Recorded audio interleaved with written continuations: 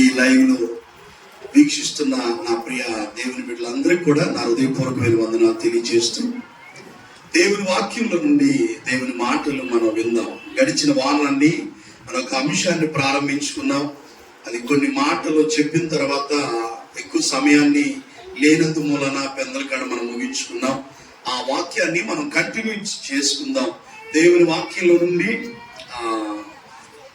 గడిచిన వారం మనం ప్రారంభించుకున్న ఒక వాక్య భాగం ఏంటంటే, మన దేవుడు తృప్తిపరిచే దేవుడు అనండి, తృప్తిపరిచే దేవుడు అని మనం ధ్యానం చేశాం. దానికి మూల వాక్యంగా 105వ కీర్తన 40వ వచనాన్ని చదువుకుందాం. వారు మనవి చేయగా ఆయన పూరేళ్లను రప్పించెను, ఆకాశములో నుండి ఆహారం ఇచ్చి వారిని తృప్తిపరిచెను. దేవునికి స్తోత్రం చెప్పండి గట్టిగా. వారిని తృప్తిపరిచెను అనే మాట, మన దేవుడు ఎవరు అంటే తృప్తిపరిచే దేవుడు అని మనం చదువుకున్నాం. గడిచిన వారం ప్రారంభించుకున్నాం. ఈ రోజున మనిషి తృప్తిగా ఉండలేకపోతున్నాడు అనే విషయాన్ని పోయిన వారం ఉపోద్ఘాతంగా కొన్ని మాటలు మీకు చెప్తున్నా. బైబిల్లో ఎబ్రీయులు రాసిన పత్రికలో మనం చూసాం. అక్కడ ఏం చెప్పాము అంటే, ధనాపేక్ష లేని వారై మీకు కలిగిన వాటితో సంతృప్తి కలిగి ఉండండి అనే మాట కూడా మనం జ్ఞాపకం చేసుకున్నాం. దేవుని బిడ్డారా, ధనాపేక్ష లేని వారై కలిగిన వాటితో ఏం కలిగి ఉండాలంట? తృప్తి కలిగి ఉండాలి అని మనం పోయిన వారికి కూడా చెప్పాను. అని ఈ రోజున మనిషికి ఎంతున్నా ఇంకా చాలేదు అన్నట్లుగాని తృప్తి లేని వాడిగా ప్రతి మనుషులు ఉండటాన్ని ఈ రోజున ప్రతి ఒక్కరిని కూడా మనం చూస్తూ ఉంటున్నాం. హల్లెలూయా. కానీ దేవుని వాక్యం చెప్తుంది ఏంటి అంటే, మనం కలిగిన వాటితో తృప్తి కలిగి ఉండాలి. మన ప్రభు ఏది ఇస్తే దానితో మనం ఏం చెందాలా? తృప్తి చెందాలి. మనకి ఉన్నది ఉన్నట్టుగా ఉన్న ప్రభు నాకు ఇంత ఇచ్చావు చాలు అని మనం అనుకోవాలి. లేని దాని కొరకు మనం ఆశపడకూడదు, లేని దాని కొరకు మనం తాతాలు ఆడకూడదని పోయిన వారం మనం చెప్పుకున్నాం. దేవునికి స్తోత్రం కలిగిన గాక. ఆ అంశాన్ని మనం ప్రారంభించుకొని తృప్తిపరిచే దేవుడు అని మనం ప్రారంభించుకున్న తర్వాత దేంతో తృప్తిపరుస్తాడు అని మనం చెప్పుకున్నామంటే, 103వ కీర్తనలో ఒక మాట చెప్పాను. ఆ ఒక్క మాట ఏంటి అంటే, మేలుతో నీ హృదయాన్ని తృప్తిపరుచుచున్నాడు అనే మాట. హల్లెలూయా.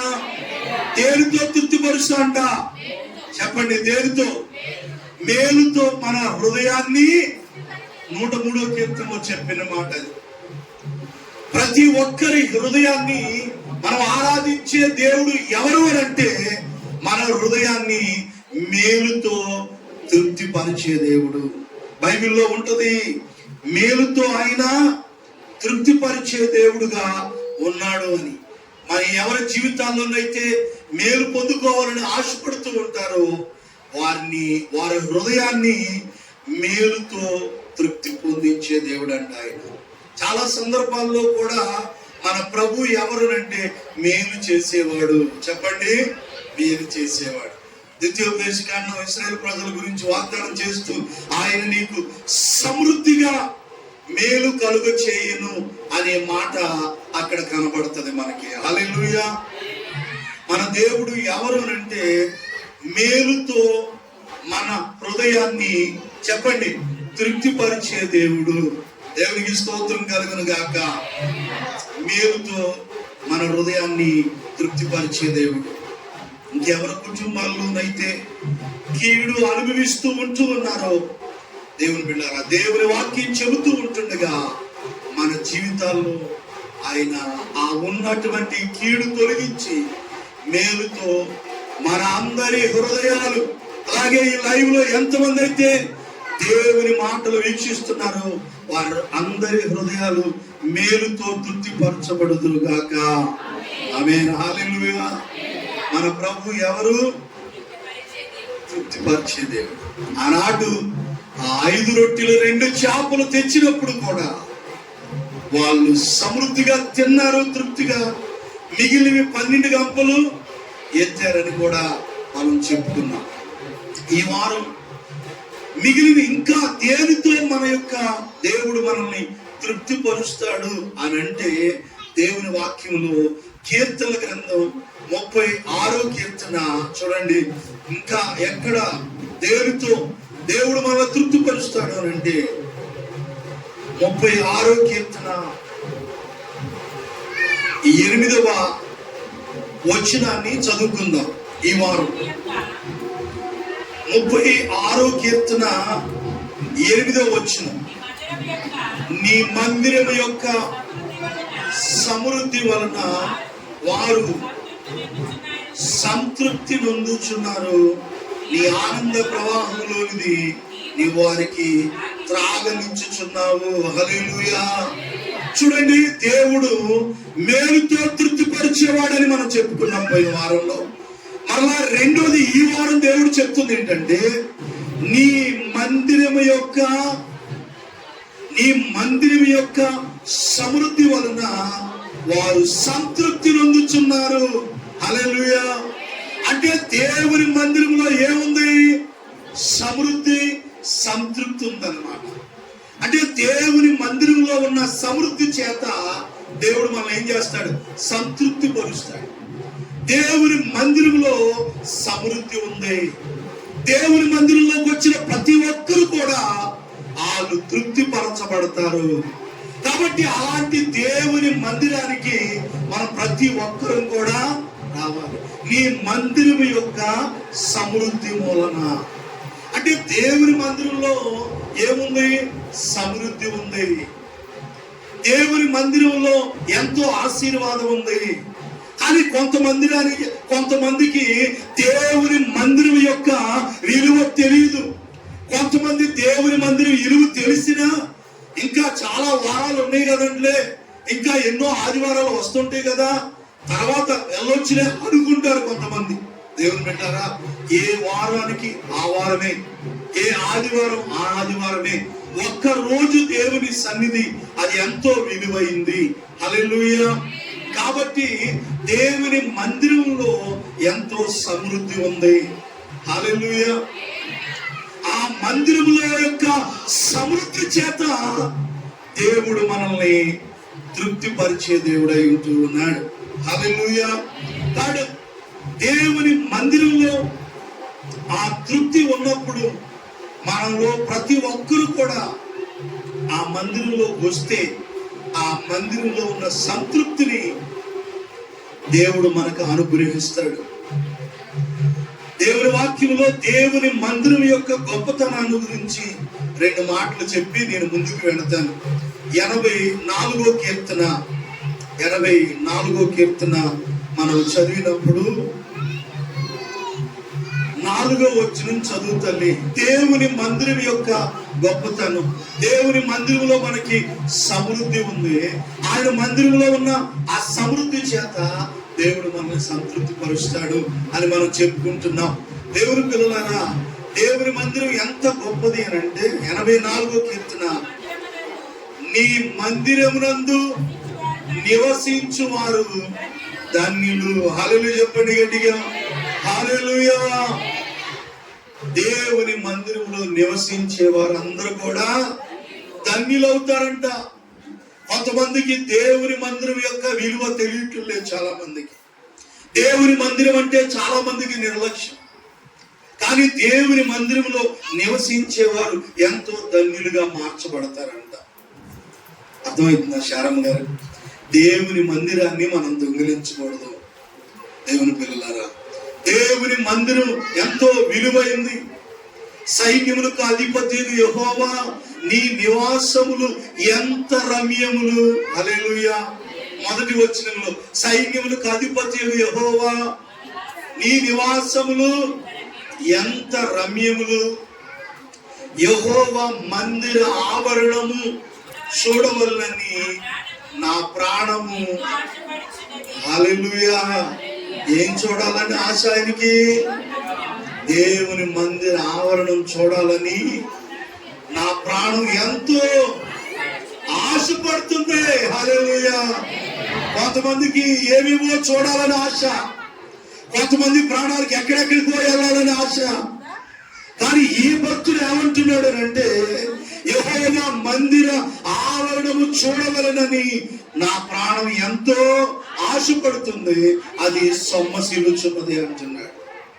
కాబట్టి దేవుని బిడ్డలారా, మనలో ప్రతి ఒక్కరికి కూడా రక్షణ పొంది దేవుని బిడ్డలను చెప్పుకుంటున్న మనలో ప్రతి ఒక్కరు కూడా దేవుని మందిరం పట్ల ఒక ఆశ కలిగి ఉండాలి. హల్లెలూయా చెప్పండి గట్టిగా. దేవుని మందిరం అంటే ఒక ఆశను కలిగిన వారిగా మనం ఉండాలి. కానీ చూడండి, ఈ రోజున చాలా మంది దేవుని మందిరానికి ఎంత మాత్రం కూడా విలువ ఇవ్వటం లేదు. దేవుని మందిరం పట్ల ఆశ లేని వారిగా ఉంటూ ఉన్నారు. దేవుని పిల్లలారా, చాలా మంది దేవుని మందిరం అంటే ఎంతో నిర్లక్ష్య స్వభావంతో ఉంటున్నారు. మీరు ఆల్రెడీ టీవీలో ఎంతో మంది దైవజనుల వాక్యాలు చెబుతుండగా మీరు వింటూ ఉన్నారు. కొన్ని వేల మంది ఆరాధనలకు వెళుతున్నారు, ఎంతో మంది ఉద్యోగస్తులు ఆరాధనలకు వెళుతూ ఉన్నారు. దేవుని పిల్లలు, మనం ఒక సాధారణమైనటువంటి మనుషులు అంటే మనం ఇంకా దేవుని సన్నిధిని ఎంత విలువివ్వాలి. దేవుని పిల్లలు, ఒక్క దినం దేవుని సన్నిధిని మనం కోల్పోతే 1000 దినాలు మనం కోల్పోయినట్టే అంటారు. కాబట్టి ఈ వారం కాకపోతే వచ్చే వారం, వచ్చే వారం, ఇలాగా ఎన్ని వారాలు వాయిదా వేసుకుంటా వెళ్తామండి మనం. దేవుని పిల్లలారా, రక్షణ పొందిన వాళ్ళు ఎలాగో వాళ్ళు ఉంటారు. రక్షణ పొందిన మనం మాత్రం తప్పకుండా దేవుని మందిరానికి మనం రావాలి. ఎలాంటి పరిస్థితుల్లోనైనా ఆరోగ్యం సహకరించగా, శారీరక బలహీనత, నడవలేని స్థితిలో ఉన్నప్పుడు తప్ప ఏదో ఒక విధంగా నేను దేవుని మందిరానికి వెళ్ళగా. కాబట్టి మనం ఆరాధించుకునేటువంటి అవకాశాలు ఉన్నప్పుడే దేవుని సన్నిధికి వెళ్ళి ఆరాధన చేసుకోవాలి. కొన్ని రోజుల్లో మనకి ఆరాధనలో మరి యొక్క ఏర్పాటు చేయకుండా మన కరోనా టైంలో ఒక 2 నెలల పాటు మందిరాలు తెరిచే అవకాశం లేదు. దేవుని బిడ్డ, ఇంకా రానున్న దినాలు ఇంకా భయంకరమైన రోజులు ఉంటాయి. మీటింగ్స్ పెట్టినవారు, బహిరంగ సువార్త ప్రకటించినవారు పర్మిషన్ అడుగుతారు. మీరు ఎందుకు ప్రకటిస్తున్నారు? ఇప్పటికే రోడ్ల మీద అక్కడక్కడ ఎవరైనా వీసువార్త చెప్తున్నా అడ్డుకుంటున్నారంట. ఎందుకంటే యెహోవా మీకు దొరుకు కాలమునందు ఆయన్ని మీరు వెతకండి. అంటే ఇప్పుడు ప్రభు దొరుకుతున్నాడు మనకి. మనం ఇప్పుడు ఎతకాల దేవుణ్ణి, తర్వాత వెతుకుతాం. అప్పుడు అసలు వెళ్ళే పరిస్థితులు ఉండొచ్చు, ఉండకపోవచ్చు. రహస్యంగా దేవుణ్ణి ఆరాధించుకునేటువంటి అవకాశాలు రావచ్చేమో మంచి దినాల్లో. ఎప్పుడు ఎలా ఉండేదో తెలియదు. ఇప్పుడు మనం స్వేచ్ఛగా దేవుణ్ణి ఆరాధించుకుంటున్నాం. దేవుని మందిరం పట్ల ఒక ఆశను మనం కలిగి ఉండాలి. ఆయన మందిరంలో నివసించేవారు ధన్యులుగా మార్చబడతారు. 10వ వచనంలో, నీ ఆవరణంలో ఒక్క దినము గడుపుట 1000 దినముల కంటే శ్రేష్టము, భక్తిహీనుల గుడారములో నివసించుట కంటే నా దేవుని మందిర ద్వారం దగ్గర ఉండుట నాకు ఇష్టము. హల్లెలూయా చెప్పండి, హల్లెలూయా. భక్తిహీనుల గుడారంలో ఉండే కంటే నా దేవుని మందిర ద్వారం దగ్గర ఉండుట నాకెంతో ఇష్టం. హల్లెలూయా. నిజమేనండి, లోకంలో ఉండే దానికంటే దేవుని మందిర ద్వారం దగ్గర ఉండుట నాకు ఎంతో ఇష్టం అంటున్నారు భక్తులు. కాబట్టి మనం దేవుని మందిరాన్ని ఇష్టపడాలా. దేవుని సన్నిధిని కోల్పోకూడదు. మనం దేవుని సన్నిధిని విడిచిపెట్టి మనం ఎక్కడికి వెళ్ళకూడదండి. దేవుని మందిరంలో సమృద్ధి ఉందంట. ఆ మందిరంలో ఉన్న సమృద్ధి చేత దేవుడు మనం ఏం చేస్తాడు? తృప్తి పరుస్తాడు. ఏం చేస్తాడు? తృప్తి పరుస్తాడు. ఆదివారమే ఇంకెక్కడికన్నా వెళ్ళాలి. ఆదివారం కాకపోతే మరుసటి రోజు వెళ్ళు, సెలవు పెట్టుకొని. అది దేవుని రోజు, అది పరిశుద్ధ ఆదివారం, దేవుని సన్నిధిలో గడిపే రోజు. ఆదివారమే కొంతమంది ఊళ్ళు ప్రయాణాలు పెడతారు. దేవుని బిడ్డ, నేను అంట్లా మిమ్మల్ని ఇబ్బంది పెట్టాలని కాదు. చాలా మంది చూడండి, ఆదివారం దేవుని సన్నిధిని విడిచిపెట్టి ఎక్కడికి వెళ్తారు. ఒక మందిరానికి వచ్చి రావాల్సి నీవు ఆదివారం ఎక్కడెక్కడికో వెళ్తాం ఏంటండి? అది దేవునికి బాధ కలిగించే విషయం. కాబట్టి ఆదివారం దేవుని సన్నిధిలో మనం గడపాలి. ఆయన సన్నిధిలో ఉండటం మనకు ఆశీర్వాదం. యెషయా గ్రంథం 56వ అధ్యాయంలో ఒక మాట ఉంది. యెషయా గ్రంథం 56వ అధ్యాయం 7వ వచనం చదవమ్మా. యెషయా గ్రంథం, నా ప్రార్థన మందిరంలో వారిని ఆనందింప చేస్తాను. హల్లెలూయా. ఎక్కడ అంటే దేవుని మందిరంలోకి వచ్చిన వారిని అంట ఏం చేస్తాడమ్మా? వారికి ఆనందాన్ని ఇస్తాడు. హల్లెలూయా చెప్పండి గట్టిగా. హల్లెలూయా. దేవుని సన్నిధిలో ఏముందంటే ఆనందం. చెప్పండి, ఏముంది? అది దేవుని సన్నిధిలో సమృద్ధి ఉంది, దేవుని సన్నిధిలో ఆనందం ఉంది, దేవుని సన్నిధిలో సంతోషం ఉంది. అందుకని ఆనాటి భక్తులు దేవుని సన్నిధి పట్ల ఎంతో ఆశను కలిగి ఉన్నారు. హల్లెలూయా. మనం కూడా దేవుని సన్నిధిలోకి వస్తే మనకి ఆనందాన్ని, సమృద్ధిని, సంతోషాన్ని దేవుడు మనకిస్తాడు. హల్లెలూయా. చెప్పండి గట్టిగా. కాబట్టి దేవుని మందిరంలో సమృద్ధి చేత మన దేవుడు ఏం చేస్తాడు? మనల్ని సంతృప్తి పరుస్తాడు. ఇది రెండో మాట. మొదటిది, మేలుతో మన హృదయాన్ని తృప్తిపరుస్తాడు. రెండోది, దేవుని మందిరంలో ఉన్న మేలు చేత మనల్ని ఏం చేస్తాడు? తృప్తిపరుస్తాడు. మేలుతో, మందిరంలో ఉన్న మేలు చేత మనల్ని తృప్తిపరిచే దేవుడుగా ఉంటూ ఉన్నాడు. ఆయన మందిరంలోకి వచ్చిన ప్రతి ఒక్కరూ సంతృప్తితో తిరిగి వెళతారు. అందుకని రాజులు సైతం దేవుని మందిరానికి వెళ్ళారు. ఆ రోజు వెళ్ళారు దేవుని సన్నిధికి. నా మందిరం సమస్త జనులకు ప్రార్థన మందిరం అనబడును అని ఉంది అదే యెషయా గ్రంథంలో. కాబట్టి అలాంటి మందిరాన్ని మనం ప్రేమించాలి. కీర్తన గ్రంథంలో మరొక మాట చూపించి ముందుకు వెళ్తాను నేను. దేవుని మందిరం ఎంతో ఉన్నతమైంది. అలాంటి దేవుని మందిరం పట్ల ఆశను కనపరచాలి మనం. 26వ కీర్తన చదవమ్మా. దేవుని మందిరం ఎంత గొప్పదో భక్తులు ఏమంటున్నారో చూద్దాం. 26వ కీర్తన 8వ వచనం చదవండి అమ్మా. చదువునా.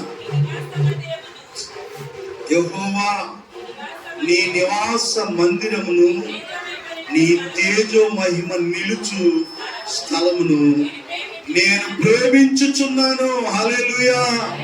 నీ నివాస మందిరాన్ని, ఎవరు నివాసం ఉండేది? దేవుని మందిరంలో ఎవరుంటారు? చెప్పండి, ఎవరుంటారు? దేవుడు ఉండే చోటిది. యెహోవా నివాసం ఉండే స్థలం ఇది. యెహోవా నీ నివాస మందిరాన్ని, అంటే దేవుడు నివాసం ఉండేటువంటి స్థలం ఇది. దేవుని ఉండే చోటు నివాస మందిరమును, నీ తేజో మహిమ నిలుచు స్థలమును నేను ప్రేమిస్తున్నాను. హల్లెలూయా. కాబట్టి ఆయన దేన్ని ప్రేమిస్తున్నాడు? చెప్పండి అమ్మా. ఏమి ప్రేమిస్తున్నాడు? దేవుని మందిరాన్ని ప్రేమిస్తున్నాడంట. మరి మనం ఎవరిని ప్రేమిస్తున్నాం? దేవుని మందిరం పట్ల నీకు ప్రేమ ఉందా? కొంతమంది అన్నిటినీ ప్రేమిస్తారు. దేవుని మందిరం అంటే కొంతమందికి ప్రేమ ఉండదు. దేవుని మందిరం అంటే ఇష్టం ఉండదు కొంతమందికి. ఎవరెవరినో, లోకాన్ని, లోకాశల్ని, వారిని, వీరిని, వాళ్ళని, ఏమై అందరినీ ప్రేమిస్తారనమాట. కానీ ఈ భక్తుడంట దేవుని మందిరాన్ని ప్రేమిస్తున్నాడంట. హల్లెలూయా. దేవుని మందిరాన్ని మనం ఏం చేయాలా? ప్రేమించాలి. దేవుని సన్నిధిని ఎంత గౌరవించాలా? దేవుని సన్నిధిని, దేవుని మందిరాన్ని ఎవరు ప్రేమిస్తారో వారి కుటుంబాలు ఆశీర్వాదకరంగా మార్చబడతాయి. హల్లెలూయా. ఆ సమృద్ధి, ఆ మందిరంలో ఉన్న సమృద్ధి వారి కుటుంబాల్లో ఇస్తాడు. మందిరం విలువ తెలిసిన ఉండి ఎవరు మందిరాన్ని పోగొట్టుకోరు. ఎవరో ఎప్పుడు ఏదన్నా అవకాశం లేనప్పుడు తప్ప, మనకు అవకాశం ఉన్న ప్రతిసారి దేవుని మందిరానికి మనం రావాలి. హల్లెలూయా. దేవుని మందిరానికి రావాలి, దేవుని మందిరాన్ని ప్రేమించాలి. అదే 27వ కీర్తన కావాలని కూడా చేస్తారు. మనోళ్ళు ఎట్టండి, మనోళ్ళేనండి పోనీ. కాబట్టి దేవుని మందిరాన్ని మనం ప్రేమించాలి. 27వ కీర్తన 4వ వచనాన్ని చదువు. అది ఓకేనా? 4 నుంచి చదువు. యెహోవా యొద్ద ఒక వరం అడిగాను నేను, యెహోవా యొద్ద ఒక వరం అడిగి తిని దాన్ని నేను వెతుకుచున్నాను. దేవుని ప్రసన్నత చూచుటకు, ఆయన ఆలయంలో ధ్యానించుటకు నా జీవిత కాలం అంతా, ఎప్పుడు దాకా? నా జీవిత కాలం అంతా. హల్లెలూయా చెప్పండి గట్టిగా, చేతులు చెప్తామైందా? హల్లెలూయా. నా జీవిత కాలం అంతా ఎక్కడ ఉండాలనుకుంటున్నాడంట? మనం ఒక వారం వస్తే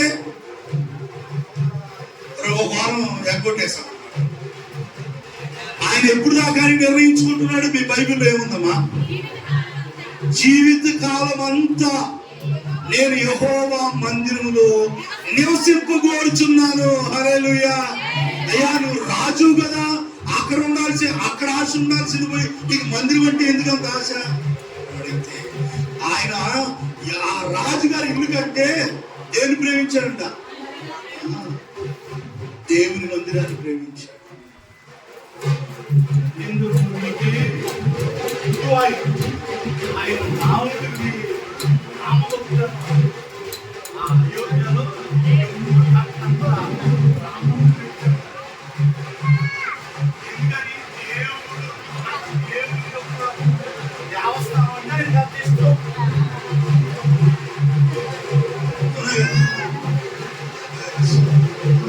ఇష్టపడుతుంది.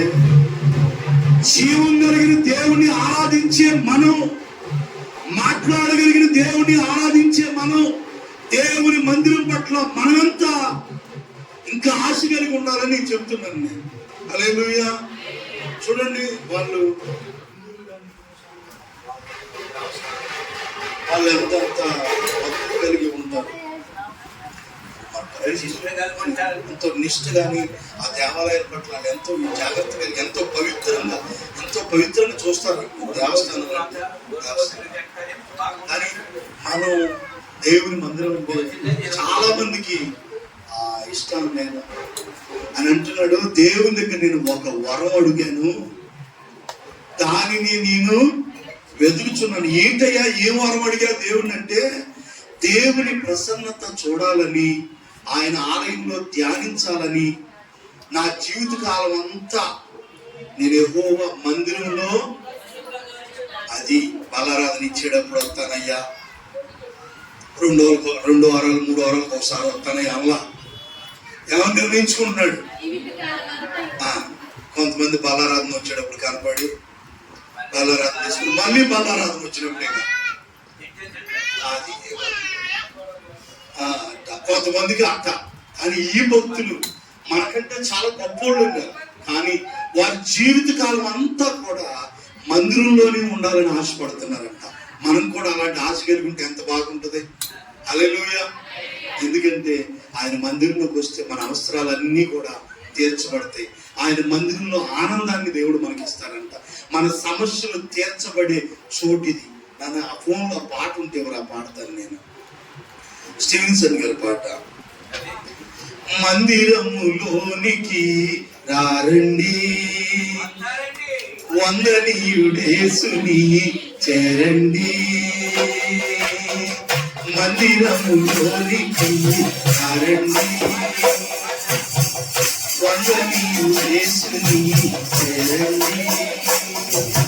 కలవరమైన కలతలు ఉన్నా, కలవరమైన కలతలు ఉన్నా, తొలగిపోవును ఆలయాల చేరను.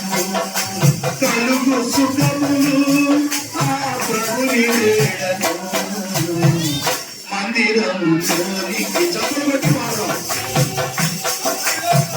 వందనీయుడేసుని చేరండి. మందిరములోనికి రారండి, వందనీయుడేసుని చేరండి. దేవుని తేజస్సు నిలిచే స్థలమిది, క్షేమము కలిగించు ఆశ్రయపురమిది. తేజస్సు నిలిచే స్థలమిది, క్షేమము కలిగించు ఆశ్రయపురమిది. వెంటాడే భయములైనా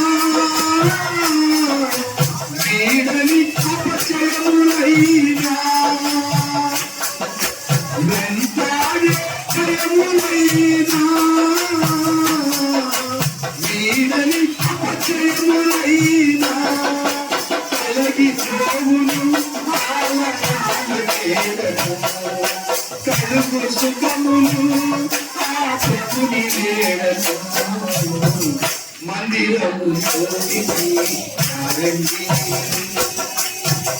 వందనీయు యేసుని. మందిరములోనికి రండి, వందనీయు యేసుని రండి. శాంతి ప్రసాదించు దీవెన గృహమిది, స్వస్థత కలిగించు అమృత చలనిది. శాంతి ప్రసాదించు దీవెన గృహమిది, స్వస్థత కలిగించు అమృత చలనిది. పుస్తకడని రోగమైనా ఎదను తొలచు యోగమైనా, పుస్తకడని రోగమైనా ఎదను తొలచు యోగమైనా. తొలగిపోవును ఆలయాల చేరను. కలుగు సుఖములు ఆ ప్రభుని వేడను. మందిరములోనికి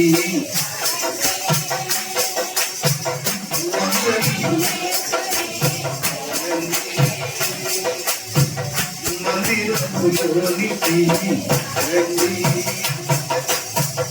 వందనీయు యేసుని రండి. కలవరమైనా కలతలున్నా, కలవరమైనా కలతలున్నా తొలగిపోవును ఆలయాల చేరను. కలుగు సుఖములు ఆ ప్రభుని వేడను. మందిరములోనికి వందనీయు యేసుని రండి. హల్లెలూయా. ఎక్కడికి రావాలా? ఈ మందిరంలోకి వస్తే కలవరమైన కలతలున్నా తొలగిపోతే. ఎక్కడికి వస్తే? మందు కొట్లోకి వెళ్తే కాదు, దేవుని మందిరంలోకి. ఒక నైట్ వేసుకున్నాం పారా, నైట్ వేసుకుంటే అన్ని పోతేరా, అక్కడ పోతే పోవురా అయ్యా. దేవుని మందిరంలోకి రావాలా? ఎందుకు తాగుతున్నావురా? ఏం చెప్పంటారు అయ్యగారు? మా ఇంట్లో బాధలు. మరి పోతాయా తాగితే?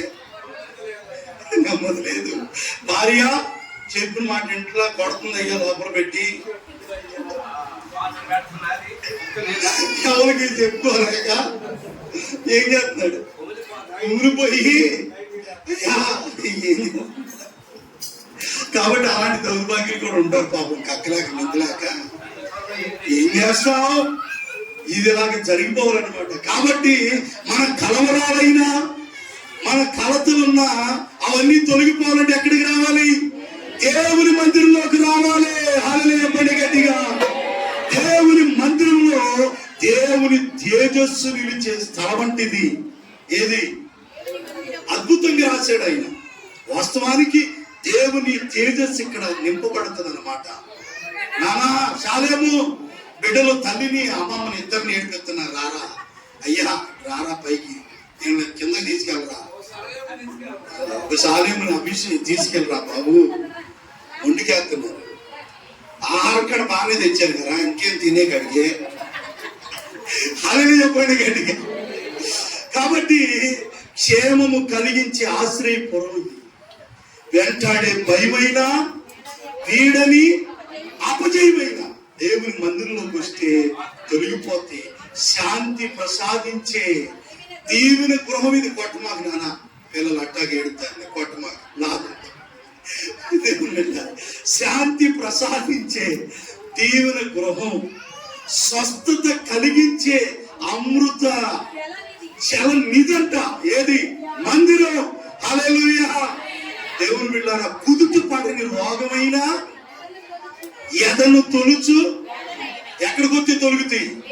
ఎద అంటే హృదయాన్ని తొలిపించే బాధైనా రోగమైన ఇక్కడికి వస్తే అన్ని కుదుట పడతాయి. దేవుని మందిరంలో ఇన్ని ఆశీర్వాదాలు ఉన్నాయి అంటే నువ్వు రాకపోవటం వలన ఇవన్నీ చూడలేకపోతున్నా. అన్నాకి సమస్య వచ్చింది, మందిరంలో కూర్చొని ఏం చేసుకుంది?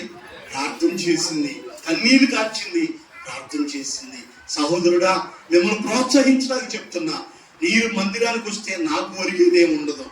మా అయితే ఎంత ఇవ్వగలరో దేవుని మందిరానికి? ఏడాది కోడెలనా ఏడాది పొట్టేలనా. ఒక్క పొట్టేలను తెచ్చారా? ఏమైనా కోడలు తెచ్చారా? పాఠమే కానీ అయ్యా నువ్వు చేసిన ఉపకారాలకి నేనేమి ఇవ్వగలను? అయ్యా తెచ్చుకొని తింటమే తప్ప నీ మందిరానికి తేటం లేదయ్యా. కాబట్టి ఏమి ఇవ్వగలవు దేవుని మందిరానికి?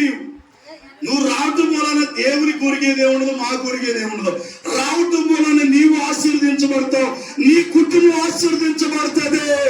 అని చెప్పండి గట్టిగా. కాబట్టి తెలుసుకో, నీవు దేవుని మందిరంలో ఎన్నో ఆశీర్వాదాలు ఉన్నాయి. అన్నిటికంటే దేవుని మందిరంలో సమృద్ధి ఉంది. ఆ సమృద్ధి చేత దేవుడు నిన్ను, నీ కుటుంబాన్ని ఏం చేస్తాడు? తృప్తిపరుస్తాడు. ఏం చేస్తాడు ఆయన? ఎన్ని మాటలు ఇప్పుడు చెప్పుకుందాం మనం. 2, 1 మేలుతో నీ హృదయాన్ని తృప్తిపరుస్తాడ. 2వది మందిరంలోని యొక్క సమృద్ధి చేత మనల్ని సంతృప్తి పరుస్తాడ. మన దేవుడు తృప్తిపరిచే దేవుడు. 3వదిగా మనం చూసినప్పుడు లోకాసు వార్త 1వ అధ్యాయం 53వ వచనాన్ని చదువుకుందాం. ఇంకా దేనితో దేవుడు మనల్ని తృప్తిపరుస్తాడు అని అంటే, లూకాసు వార్త 1వ అధ్యాయం కొన్ని మాటలు చెప్తాను నేను. వింటానికి సిద్ధంగా ఉన్నారా? మన దేవుడు ఎవరు? ఏం చేసేవాడు? తృప్తిపరిచే. తృప్తి లేదయ్యా నా జీవితంలో ఎంతున్నా ఏమున్నట్లా? తృప్తి ఉన్నట్లా. ప్రభా నా జీవితంలో తృప్తి దయచే నాయన అని అడగాలి. మనం సంతృప్తిగా ఉండాలి. భక్తులు కూడా తృప్తి చెందారు. చదువునా లూకాసు వార్త 1వ అధ్యాయం 53 మీరు కూడా చూసుకున్నామ్మా. చదువునా. ఆకలి కొనిన వారిని మంచి పదార్థాలతో సంతృప్తి పరచి ధనవంతులు ఒట్టి చేతులతో పంపివేశాను. ఏం చేశాడమ్మా? ఆకలి కొనిన వారిని మంచి పదార్థాలతో సంతృప్తి పరిచి ధనవంతులు.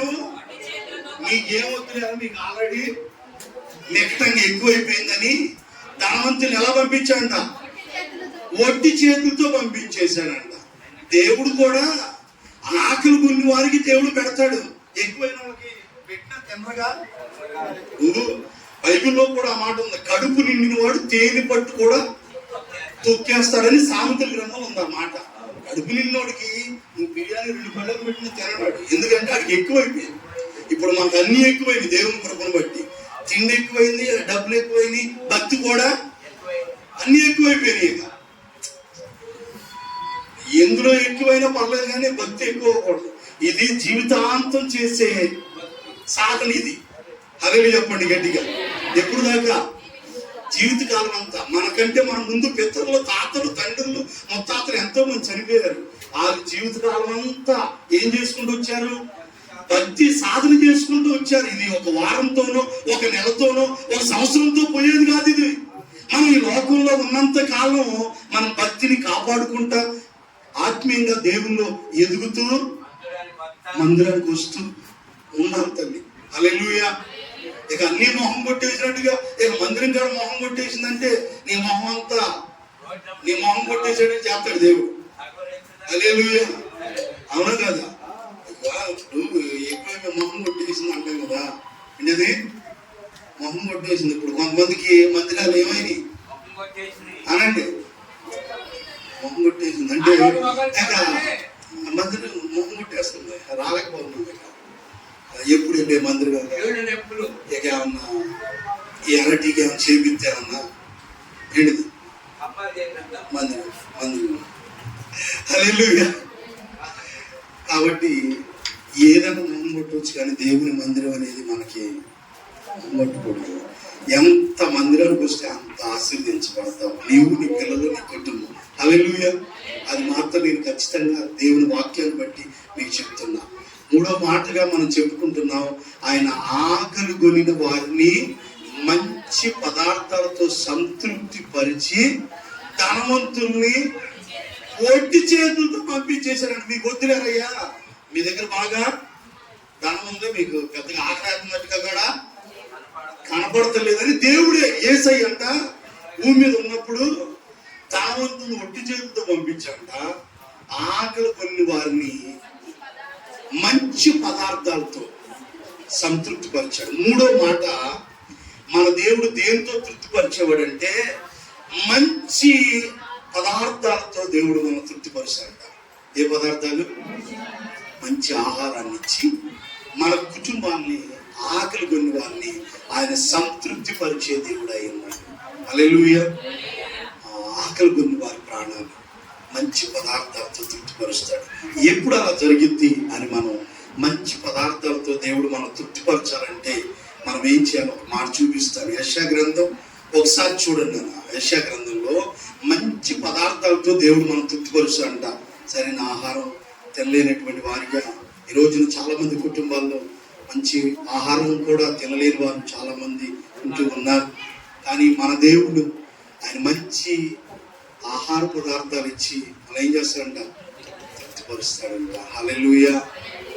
కొంతమందికి ఎక్కిసినట్టు అన్నం పాడేస్తున్నారు. అలాంటి అన్నం లేని వారు మీకు ఎంతో మంది ఉన్నారు. నేను ఒక ఫోటో మీకు చూపించాలని ఆశపడుతున్నా. మీరు చూడని ఫోటోలు అంటలే కానీ ఒకటి చూడాలని మీకు చూపించాలి కంపల్సరిగా. చూద్దాం. ఒక ఫోటో మీకు చూపిస్తాను. నేను ఒక ఫోటో మీకు చూపిస్తాను. దేవునికి స్తోత్రం చెప్పండి ఒకసారి. హల్లెలూయా. కాబట్టి దేవుడు మనకు మంచి ఆహారాన్ని ఇచ్చినప్పుడు మనకు తగినంత ఆహారం మనం దాన్ని ఉపయోగించుకోవాలా. వృధాగా ఆహారాన్ని మనం వేస్ట్ చేయకూడదు. ఎందుకంటే అది మనకంత ఆశీర్వాదమైంది కాదు. ఎందుకంటే అలాంటి ఆహారం లేని వారు కూడా ఎంతోమంది ఆశపడతారు. మొన్న నాన్నగారు బాగలేనప్పుడు గవర్నమెంట్ హాస్పిటల్లో, ఇది వారం కిందట గవర్నమెంట్ హాస్పిటల్లో నేను తీసుకుంటే గిన్నెలు పెట్టుకొని ఎంతమంది నిలబడ్డారు. ఒకటి వస్తుంది, ఒక డబ్బా, ఒక పెట్టి లాంటి బండి వస్తే తోసుకుంటా సాంబారు, ఇంకోటి ఏదో కూర వండిస్తారు, ఒక అట్టుకుంటాను, ఇంకేదో వండిస్తారు. ఆ ఆహారం కోసం వాళ్ళందరూ లైన్లో నిలబడ్డారు. ఆ బండి ఎప్పుడు వస్తుందని ఎంతసేపు ఎదురు చూస్తున్నాను. నేను చూసా కళ్ళతో, నాకు ఎంత బాధ వేసింది. నిజంగా గవర్నమెంట్ హాస్పిటల్లో కిమ్ము పట్టుకొని ఆ పేషెంట్ల దగ్గర నిలబడ్డాను. నేను ఎందుకు చెప్తున్నానంటే మనకి ఎక్కిసం అయిపోయినప్పుడు మనం వేస్ట్గా పడేయొద్దండి. దేవుడు మనకి ఇచ్చాడు, దేవుని తృప్తిపరచాలి, దేవునికి మనం ప్రార్థన చేసుకోవాలి, వేస్ట్ చేయకూడదు. హల్లెలూయా. హల్లెలూయా. మన దేవుడు ఒక్కసారికి ఒక పూట మంచి ఆహారం తినలేని వారు కూడా ఎంతో మంది ఉన్నారు భూమి మీద. దేవుడు మనకు మంచి మంచి బియ్యం, మంచి ఇచ్చి ఆహారాన్ని ఇచ్చి మనం పోషిస్తున్నాడు. దేవునికి మనం కృతజ్ఞత స్తుతి చెల్లించాలి. హల్లెలూయా.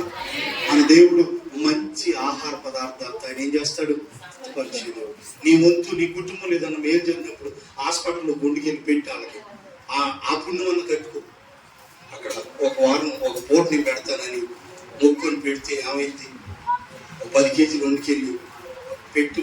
ఒక నీ పిల్లల పేరు మీద, నీ భర్త పేరు మీద వండుకెళ్ళి మధ్యాహ్నం పూట పెట్టు. ఆ పుణ్యం అన్న కట్టుకో. హల్లెలూయా. అవునా కదా తల్లి? చూసావా? చాలా మంది ఉన్నారు. మన ప్రభు మంచి ఆహారాలతో మెగకమాల్సిన కాలంలో పడేయటం, తగినంతగా వండుకోండి, తక్కువగా వండుకోండి, తగినంత వేసుకుని తినండి. నేను హాస్పిటల్లో చూపిస్తాను, ఇంకా బయట సమాజంలో చాలా మంది ఉన్నారండి. హల్లెలూయా. యా, ఎంతమంది తిండి లేక బాధపడుతున్నారు, వాళ్ళకు కూడా మంచి ఆహారం మీరు అన్నం ముందు పెట్టుకున్నప్పుడు మనం ప్రార్థన చేశాం, ప్రభువా ఈ ఆహారం ఇచ్చినందుకు స్తోత్రమయ్యా, లేని వారికి కూడా మీరు దయచేయని చిన్న ప్రార్థన చేసి మనం తినాలంట. ప్రభు స్తోత్రం చెప్పండి గట్టిగా. ఇక ఎయిటిని ఆలస్యం, ఇక దొరికితో దొరకదని కూడా వచ్చి లాక్కెళ్తాడని. దేవుని స్తోత్రం చెప్పు. దేవుడు ఆహారం ఇచ్చినందుకు వేసేసుకొని పెద్ద పెద్ద ఇంతంత లావి కలుపుకొని అంట కాసంత నిదానంగా. కాబట్టి మంచి ఆహార పదార్థాలతో ఆనాడు ఆకలి కొన్ని వారిని తృప్తిపరిచాడంట. ఎవరిని దేవుడు అలా తృప్తిపరుస్తాడు మంచి పదార్థాలు ఇచ్చంటే, యెషయా గ్రంథం 1వ అధ్యాయం 19వ వచనం చదువునానా? 19వ వచనం వస్తున్నానా? ఓకే, స్తోత్రం. చదువు. మీరు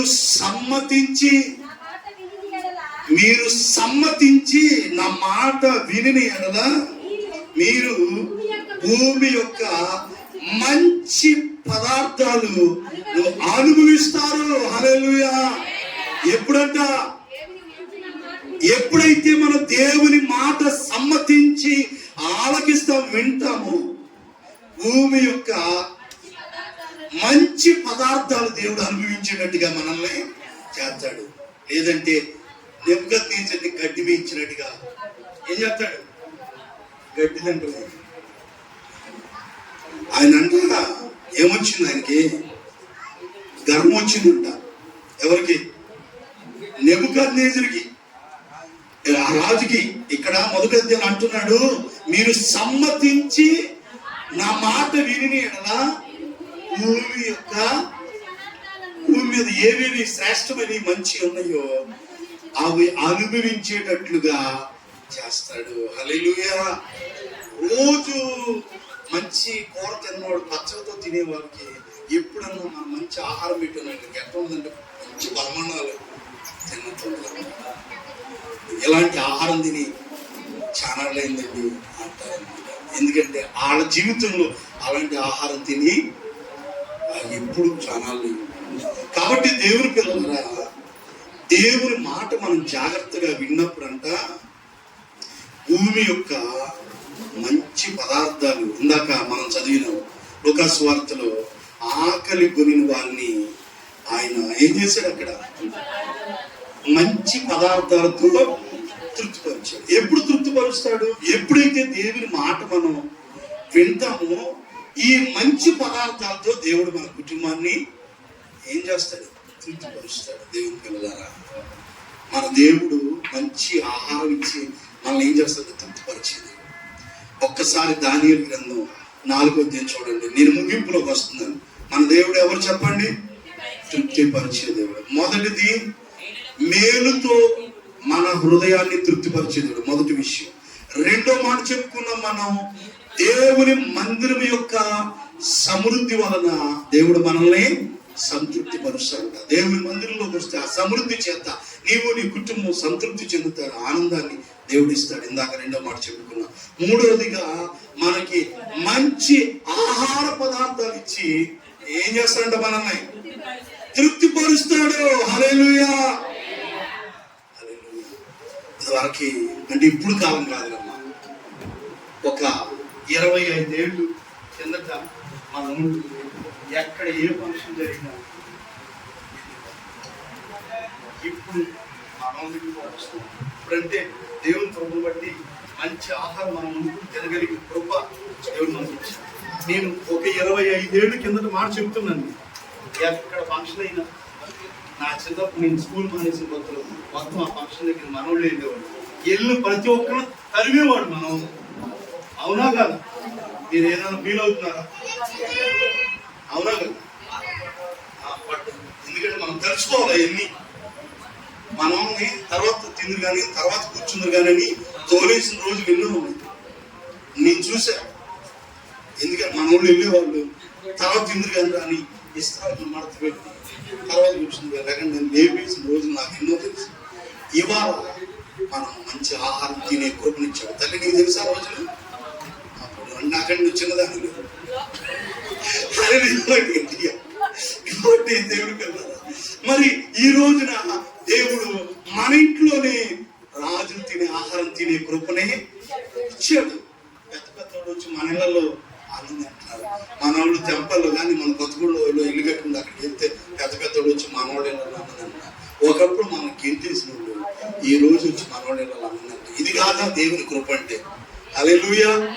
ఏమి ఇవ్వగలవండి దేవునికి? నేను ఆ రోజులన్నీ తలుచుకుంటుంటాను. నేను నిజంగా కృతజ్ఞత కలిగి ఉండాలని మనం దేవుని మాట విన్నప్పుడు మంచి పదార్థాలు దేవుడు మనకు అనుభవిస్తాడంట. దానియేలు గ్రంథం 4వ అధ్యాయంలో 32 చదువుతండి. తమ యొద్ద నుండి 32 తమ్ముడు అదేలే ఓకే. నీ రాజ్యం నీ యొద్ద నుండి తొలగిపోయాను, తమ యొద్ద నుండి మనుషులు నిన్ను, నీ రాజ్యం నీ దగ్గర నుండి తొలగిపోతుంది. మనుషులు తమ యొద్ద నుండి నిన్ను తరిమెదరు.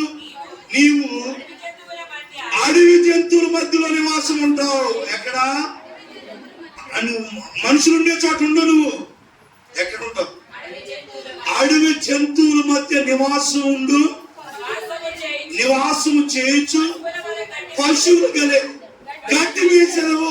గడ్డి ఏంటిది? గడ్డి తింటావురా నాయన నువ్వు అన్నాడు. అంటే ఆ రాజుని దేవుడు శపించాడు. ఉందా మాట మీ బైబిల్లో? అంటే రాజులు తినే ఆహారం ఎలా ఉంటుంది? ఓన్ ఆహారం తింటారు. దేవుడు అన్నాడు, నెబుకద్నెజరు నువ్వు గర్వించావు కనుక నీ రాజ్యం నీ యొద్ద నుండి తొలగిపోతుంది. మనుషులు వారు నిన్ను అడవి జంతువుల మధ్యలో ఉంచకుండా వాళ్ళు నిన్ను తరుముతారు. నువ్వు అడవి జంతువుల మధ్యలో నివాసం చేయొచ్చు.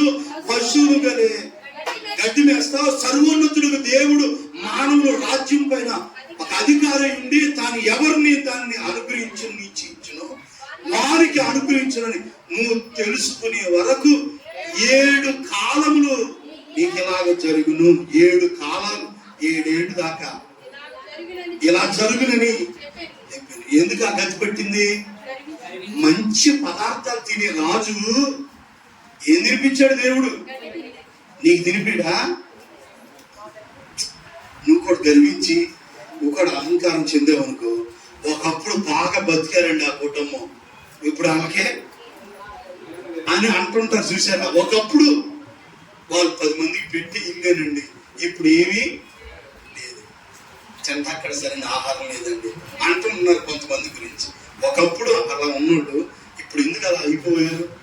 ఒకప్పుడు నెబుకద్నెజరు రాజు మంచిగా ఉన్నాడు. దేవుడు అన్నాడు, నీ రాజ్యం నీ దగ్గర నుండి తొలగిస్తున్నాను. ఎందుకంటే అతనిలోకి ఏమొచ్చింది? గర్వం. ఆయన ఎక్కడితో తరమబడ్డాడు? అడవి జంతువుల మధ్యలోకి తరమబడ్డాడు. నువ్వు పశువులే గడ్డి వేస్తావు అన్నాడు. అంటే సరైన ఆహారం తినలా. ఏ గడ్డి తిన్నాడు? జున్ను గడ్డి తిన్నాడా? పేర గడ్డి తిన్నాడా? ఇంకే గడ్డి ఉంది? గడ్డిలో రకాలు గరిగడ్డి తిన్నాడా? ఇవన్నీ మీరు ఆలోచించండి. అంటే ఒక రాజుగా ఆయన ఇప్పుడు పద్దాక చికెన్ తిన్నోడికి ఏదమ్మా కాయగూరలు వేసి పెట్టడానికి గడ్డి తిన్నట్టుంది అంటారే, అది తిన్న గడ్డి కాదు. ఇప్పుడు బాగా రోజు పద్దాక చికెన్ మటన్ ఇవన్నీ తిన్నోడికి ఎప్పుడైనా కాయగూరలు తిన్నాను అనుకున్నాడు అంటాడు, ఇలా అమ్మ ఎందుకు గడ్డి తిన్నట్టు ఉంది అన్నాడు. అంటే ఇది తినేది గడ్డి కాదు, ఆహారమే. కానీ అది అట్లా అనిపించింది పొరిగడ్డి తిన్నట్టుగా. ఎందుకంటే నీసుకన్నా లేదు కాబట్టి. ఇప్పుడు ఈయన కూడా మీరు అట్లా అర్థం చేసుకోవాలి. ఏ గడ్డి తిన్నాడు? ఇప్పుడు ఆ గడ్డి అంటే నేను ఏం చెప్పను అక్కడ అంటే ఆ గడ్డి పట్టించాడు దేవుడు. అర్థం చేసుకోండి. మంచి పదార్థాలు తినాల్సిన మనం ఆ రాజుగారికి గడ్డి వేయాల్సిన కర్మ ఎందుకు పట్టింది? గర్వించడం మూలంగా. జాగ్రత్తగా ఉండు. భూమి మీద దేవుని మాట విను. మంచి పదార్థాలతో నిన్ను దేవుడు తృప్తిపరచును గాక. ఈ వాక్యాన్ని ఇంకా కొనసాగించాలనుకోవట్లేదు, అందుకే ముగించేస్తాను. ఇంకొక మాట చెప్పి ముగించేస్తాను. మన దేవుడు మేలుతో తృప్తిపరిచేవాడు. రెండోది మందిరం యొక్క సమృద్ధి చేత మనం తృప్తిపరిచేవాడు. మూడోది మంచి ఆహార పదార్థాలు ఇచ్చి సంతృప్తి పరుస్తాడు. ఎప్పుడు? దేవుని మాట సమ్మతించిన మాట విని ఎడల భూమి యొక్క మంచి పదార్థాలు అనుభవిస్తారు. మీరు సమ్మతించిన మాట వినకుండా తిరగబడి మీరు కట్టుంపాలవుతారు అని ఉంది యెషయా గ్రంథం అక్కడే. హల్లెలూయా. మూడో మాట అది. నాలుగోది ఏంటి అంటే మనం చదివినప్పుడు 91వ కీర్తన 16 వచ్చిన ఒక మాట చదివించి ప్రార్థన చేసుకుందాం. మనం ఒక దీర్ఘాయువు చేత, హల్లెలూయా. రెండోదిగా నాలుగో మాట, చివరి మాటగా దీర్ఘాయువు చేత. అమ్మా, దేనితో? దీర్ఘాయువు చేత నేను అతన్ని తృప్తిపరచెదను. అంటే నాలుగో మాటగా మంచి ఆయుష్నిచ్చి దీర్ఘాయువుతో దేవుడు మనల్ని తృప్తిపరచాలి. ఎక్కువ కాలం పాటు బతకాలని ఉన్న వాళ్ళందరూ దేవుని స్తోత్రం చెప్పండి. హల్లెలూయా. బతకాలని ఆశ లేదా? ఇల్లు కట్టుకున్నాం, పిల్లలు అన్నాళ్ళు ఏదో దేవుడు ఇచ్చినంత వరకు అన్నా. మన దేవుడు అంట దీర్ఘాయువుతో తృప్తిపరిచే దేవుడు అంట. హల్లెలూయా. ఆనాటి బైబిల్లో భక్తులకి ఎంతో కాలం ఆయుష్ కాలం ఇచ్చాడు. మెతూషెల ఆ దైవ 969 ఏళ్ళు బతికాడు.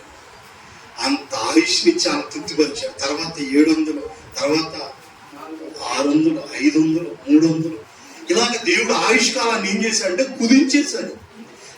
ప్రారంభ కాలంలో మనుషులకి దేవుడు ఎంతో ఆయుష్నిచ్చాడు. అప్పుడు ఇప్పుడు కానీ నేను ఉంటే ఎంత బాగున్నా అనుకుంటున్నావు, కానీ నీకు అవదిక, మనకెవరికి అవదిక.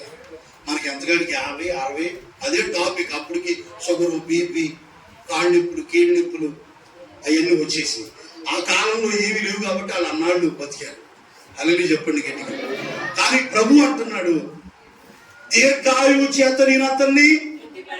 అది మనిషి ఆయుష్ ఎంత ఇప్పుడు? 70 సంవత్సరాలు, అధిక బలం ఉన్న ఎడల 80 సంవత్సరాలు. హల్లెలూయా. ఈ రోజు మన దీర్ఘాయువుతో మన దేవుడు మనల్ని తృప్తిపరిచే దేవుడు ఆయన. ఆ మాట ఎలా ఉండదంటే ఎఫెసీ పత్రికలో నీవు భూమి మీద దీర్ఘాయుష్మంతుడు వదినట్లు నీ తల్లిని నీ తండ్రిని అప్పుడు నీకు దీర్ఘాయుష్ని దేవుడి సాంట. హల్లెలూయా. దీర్ఘాయువుతో నేను అతన్ని తృప్తిపరుస్తానంటే ఎక్కువ కాలం పాటు బ్రతికే ఆ కృపని దేవుడు మనకిస్తాడు. ఆ విధంగా దీర్ఘాయువుతో, మేలుతో, మంచి పదార్థాలతో, మందిరం యొక్క సమృద్ధితో వాక్యం విన్న మనల్ని ఈ లైవ్ లో ఎంతమంది అయితే యూట్యూబ్ ద్వారా దేవుడు మాట్లాడినారు, మిమ్మల్ని అందరినీ దేవుడు తృప్తిపరచును గాక. చిన్న ప్రార్థన చేస్తాను. పరిశుద్ధుడా, తృప్తి లేని మా జీవితాల్లో నీవు తృప్తిపరిచే దేవుడు అని ఈరోజు ఈ 2 వారాలు మీరు మాతో మాట్లాడావు నాయనా. అయ్యా, నీవు తృప్తిపరిచే దేవుడు అని ఆకాశం నుండి ఆహారాన్ని ఇచ్చి ఆనాటి నీ ప్రజలైన ఇశ్రాయేలుని ఎలాగో తృప్తిపరిచావు.